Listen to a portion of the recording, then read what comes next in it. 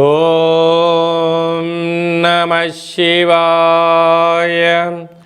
ఓం నమో నారాయణాయ. కర్మ నివారణ నరదృష్టి నివారణ కాల భైరవాయై నమో నమః. ఓం దిగంబరాయ విద్మహే అశ్వవాహనాయ ధీమహి తన్నో కాల భైరవ ప్రచోదయాతు. హరి ఓం. మా ఛానల్కి స్వాగతం. చూస్తున్న వీక్షకులకు ప్రేక్షకులకు ప్రియ కాల భైరవ భగవద్బంధులకి స్వాగతం పలుకుతూ మమ్మల్ని ఎంతగానో ఆదరిస్తూ ఉండబడినటువంటి ప్రియ సోదర సోదరీమణులకు సనాతన ధర్మ సంరక్షకులకు జ్యోతిష్య అభిమానులకు అందరికీ కూడా నూతన ఆంగ్ల సంవత్సర శుభాకాంక్షలు. 1/1/2026 నుండి 15/1/2026 వరకు పుట్టినటువంటి వారందరికీ కూడా ముందస్తుగా జన్మదిన శుభాకాంక్షలు. అలాగనే వీక్షక ప్రేక్షకులకు అందరికీ కూడా మకర సంక్రాంతి, భోగి, కనుమ పండగ శుభాకాంక్షలు. ద్వాదశ రాశుల్లోనే గ్రహ గమనాల్ని ఒకసారి వీక్షింపచేద్దాం. మిథున రాశిలో దేవగురు బృహస్పతి సంచార స్థితి, సింహరాశిలో కేతు సంచార స్థితి, ధనుసు రాశిలో చతుర్గ్రహ సంచార స్థితి, రవి, కుజ, బుధ, శుక్ర సంచార స్థితి, కుంభరాశిలో రాహు సంచార స్థితి, మీనరాశిలో శని సంచార స్థితిలో ద్వాదశ రాశుల్లో గ్రహ గమనాలు ఈ విధంగా ఉన్నాయి.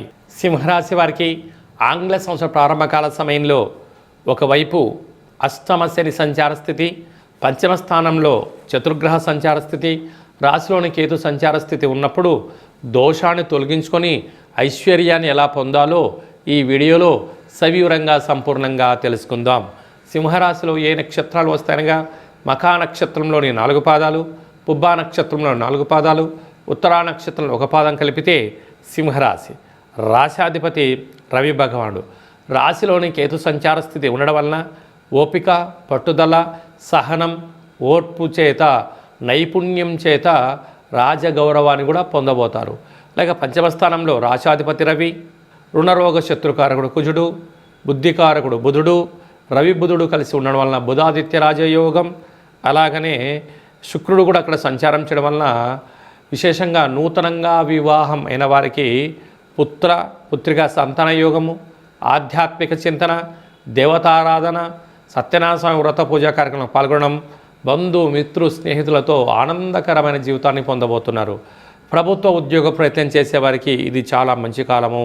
ప్రభుత్వ ఉద్యోగంలో ఉండబడిన ప్రమోషన్స్ రావడము, ప్రైవేట్ సెక్టార్లో ఉండబడిన వారికి గృహ మార్పు, స్థల మార్పుతో ఆనందకరమైన జీవితాన్ని పొందబోతున్నారు.